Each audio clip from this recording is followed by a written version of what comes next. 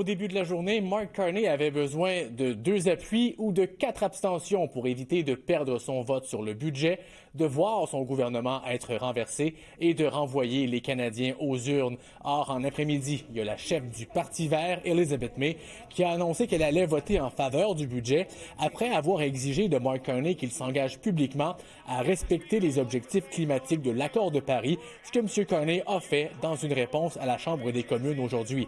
Puis, lors du vote, 2 députés conservateurs se sont abstenus, Matt Generou, qui avait déjà annoncé qu'il quittait la politique au printemps, et Shannon Stubbs, dont les raisons sont un peu plus nébuleuses.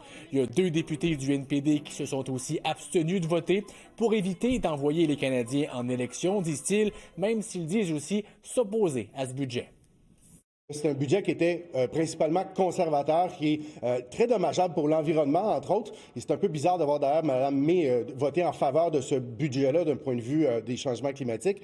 Mais nous, ce qu'on a dit toujours, c'est on veut être à l'écoute de la population. On a pris toute la semaine dernière pour aller voir les gens dans nos communautés. Le message des gens était clair. On n'aime pas ce budget-là, mais ça serait irresponsable d'aller en élection. Pour ceux qui ont fait le choix clair aujourd'hui de voter en faveur du budget, c'est un vote en faveur de faire avancer le Canada dans un moment aussi important que celui qu'on vit aujourd'hui. À noter que les néo-démocrates n'ont rien obtenu en échange de leurs abstentions, même s'ils ont tenté d'aller chercher des gains. Le gouvernement Carney a complètement refusé de céder à leurs demandes. Olivier Ferron-Boissé, TVA Nouvelle-Ottawa.